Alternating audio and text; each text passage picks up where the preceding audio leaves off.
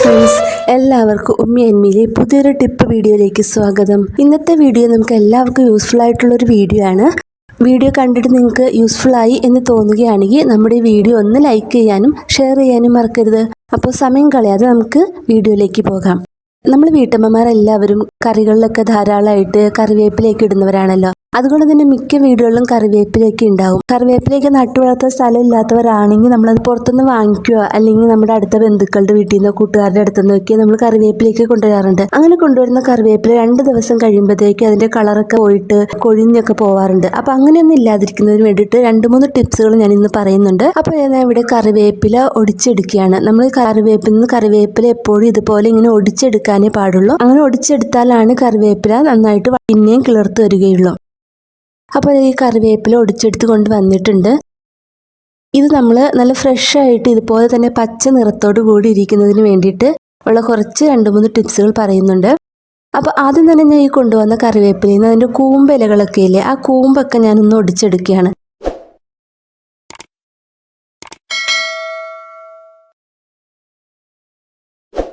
ഈ കൂമ്പൊക്കെ ഞാൻ ഒടിച്ചെടുത്തതിന് ശേഷം ഞാൻ ഇതുപോലെ ഒരു ടിന്നിലേക്ക് കുറച്ച് വെള്ളം ഒഴിച്ചിട്ടുണ്ട്. ആ വെള്ളത്തിലേക്ക് നമ്മൾ ഒടിച്ചെടുത്ത തളിരിലകളൊക്കെ ഇട്ട് കൊടുക്കുകയാണ്.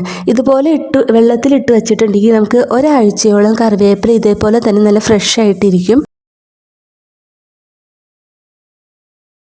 ഇനി അടുത്തത് നമ്മൾ ബാക്കി ഉണ്ടായിരുന്ന കറിവേപ്പിലേക്ക് ഒരു കോട്ടൻ്റെ ഒരു തുണി എടുക്കുക. ആ ഒരു തുണിയിലേക്ക് വെച്ച് കൊടുത്തിട്ട് നമുക്കിത് നന്നായിട്ടൊന്ന് തുണി ഒന്ന് കവർ ചെയ്ത് കൊടുക്കണം. നല്ല ടൈറ്റായിട്ട് കവർ ചെയ്ത് കൊടുക്കണം. എയർ ഒന്നും കയറാത്ത വിധത്തിൽ കവർ ചെയ്യുക.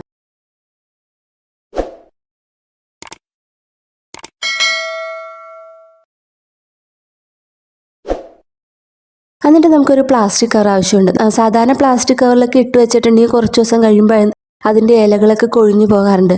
ഇതുപോലെ ചെയ്തു വെക്കുകയാണെങ്കിൽ ഇതുപോലെ ഒരു പ്ലാസ്റ്റിക് കവർ എടുത്തിട്ട് അതിലേക്ക് ഈ ഒരു നമ്മൾ കെട്ടിവെച്ചിരിക്കുന്ന ഈ കോട്ടൻ്റെ തുണിയിലെ കറിവേപ്പില വെച്ചു കൊടുക്കാം. എന്നിട്ട് നമുക്ക് നല്ല എയർ ടൈറ്റ് ആയിട്ടൊന്ന് കെട്ടിക്കൊടുക്കാം. ഒന്നെങ്കിൽ നമുക്ക് കവർ കെട്ടിക്കൊടുക്കാം, അതല്ലെങ്കിൽ ഞാൻ ഇവിടെ ഒരു റബ്ബർ ബാൻഡ് ഇട്ട് കൊടുക്കുകയാണ് ചെയ്യുന്നത്. പിന്നെ ഞാൻ ഇവിടെ കഴുകാതെയാണ് വെച്ചിരിക്കുന്നത്. നമുക്ക് ആവശ്യമുള്ളപ്പോൾ എടുത്ത് കഴുകി യൂസ് ചെയ്താൽ മതി. നമ്മൾ ആവശ്യമുള്ളപ്പോൾ എടുത്ത് യൂസ് ചെയ്തിട്ടുണ്ടെങ്കിൽ ഇതുപോലെ തന്നെ നമ്മൾ നല്ല എയർ ടൈറ്റ് ആയിട്ട് കെട്ടി എടുത്തു വെക്കണം. ഇങ്ങനെ ചെയ്തിട്ടുണ്ടെങ്കിൽ ഒരു 2-3 മാസത്തോളം നമുക്ക് ഈ കറിവേപ്പിലയുടെ കളറൊന്നും പോകാതെ നല്ല പറിച്ചെടുത്തുകൊണ്ട് വന്ന പോലെ തന്നെ നമുക്ക് ഇരിക്കും.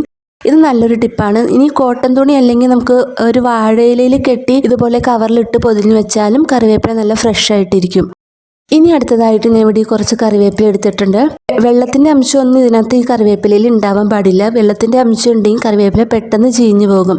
അതുകൊണ്ടാണ് ഞാൻ കഴുകാതെ ഉപയോഗിക്കുന്നത്. നമുക്ക് ആവശ്യമുള്ളപ്പോൾ എടുത്ത് കഴുകി യൂസ് ചെയ്താൽ മതിയാകും. പിന്നെ ഞാനിവിടെ ഈ കറിവേപ്പിലയുടെ ഓരോ ഇതളുകളായിട്ട് ഇങ്ങനെ തിരിച്ചെടുക്കുകയാണ്.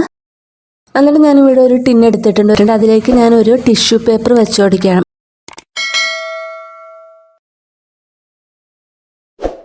നമ്മൾ ഈ എടുത്തു വെച്ചിരിക്കുന്ന കറിവേപ്പില ഈ ഒരു ബോക്സിലേക്ക് വെച്ച് കൊടുക്കുകയാണ്.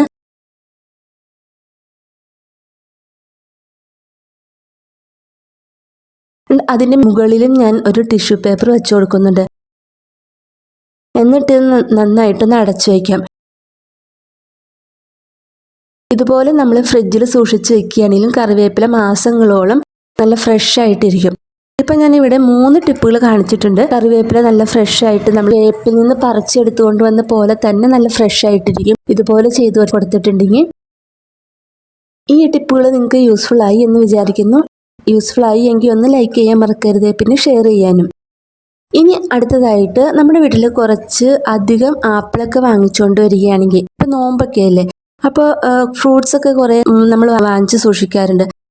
ഗസ്റ്റ് ഒക്കെ വരുന്ന സമയത്ത് അവർ കുറേ ആപ്പിളൊക്കെ കൊണ്ടുവരികയാണെങ്കിൽ അത് നമ്മൾ കുറച്ച് ദിവസം കഴിയുമ്പോൾ അത് ചീഞ്ഞു പോകും.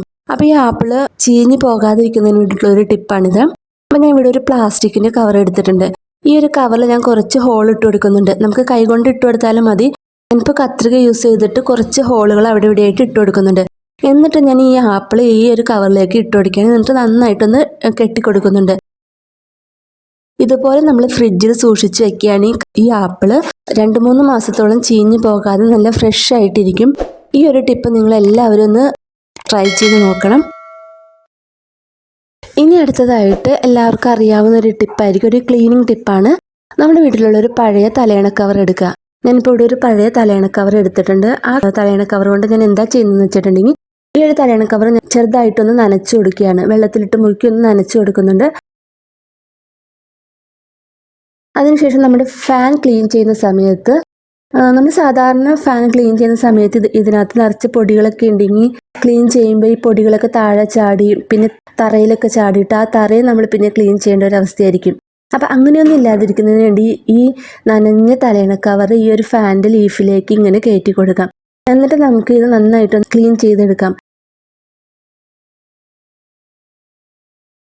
ഇതിപ്പോൾ കണ്ടില്ലേ, ഈ ഫാനിനുള്ള അഴുക്കുകളൊക്കെ ഈ തലയണ കവറിൻ്റെ ഉള്ളിലായിട്ടാണ് വീണിരിക്കുന്നത്. പുറത്തേക്ക് ഒന്നും ചാടുകയില്ല. അപ്പോൾ ഇതേപോലെ നമ്മൾ എല്ലാ ലീഫും ഇങ്ങനെ ക്ലീൻ ചെയ്തെടുത്തിട്ടുണ്ട്. ഫാൻ ക്ലീൻ ചെയ്യുന്ന സമയത്ത് മാറാമ്പലും പൊടികളൊക്കെ തറയിലൊക്കെ വീണ് അഴുക്കാകാതിരിക്കുക ഈ ഒരു ടിപ്പ് വളരെ നല്ലതാണ്. അപ്പോൾ എല്ലാവരും ഈ ഒരു ടിപ്പ് ഒന്ന് ഫാനൊക്കെ ക്ലീൻ ചെയ്യുന്ന സമയത്ത് ഒന്ന് ട്രൈ ചെയ്ത് നോക്കാം. അപ്പോൾ ഇന്ന് പറഞ്ഞ ടിപ്പുകളിൽ ഏതെങ്കിലുമൊക്കെ നിങ്ങൾക്ക് യൂസ്ഫുൾ ആയി എന്ന് വിചാരിക്കുന്നു. യൂസ്ഫുൾ ആയി എങ്കിൽ നമ്മുടെ ഈ വീഡിയോ ഒന്ന് ലൈക്ക് ചെയ്യാനും ഷെയർ ചെയ്യാനും മറക്കരുത്. പിന്നെ ഒരുപാട് ടിപ്സിൻ്റെ വീഡിയോ നമ്മുടെ ഈ ചാനലിൽ അപ്ലോഡ് ചെയ്തിട്ടുണ്ട്. താല്പര്യമുള്ളവരുണ്ടെങ്കിൽ ഒന്ന് കണ്ടു നോക്കാം. സബ്സ്ക്രൈബ് ചെയ്യാതെയാണ് ഈ വീഡിയോ കാണുന്നതെങ്കിൽ നമ്മുടെ ഈ ചാനൽ ഒന്ന് സബ്സ്ക്രൈബ് ചെയ്ത് സപ്പോർട്ട് ചെയ്യാം. ഇനി അടുത്ത നല്ലൊരു വീഡിയോ ആയിട്ട് വരുന്നത് വരേക്കും എല്ലാവർക്കും ബൈ. Thank you.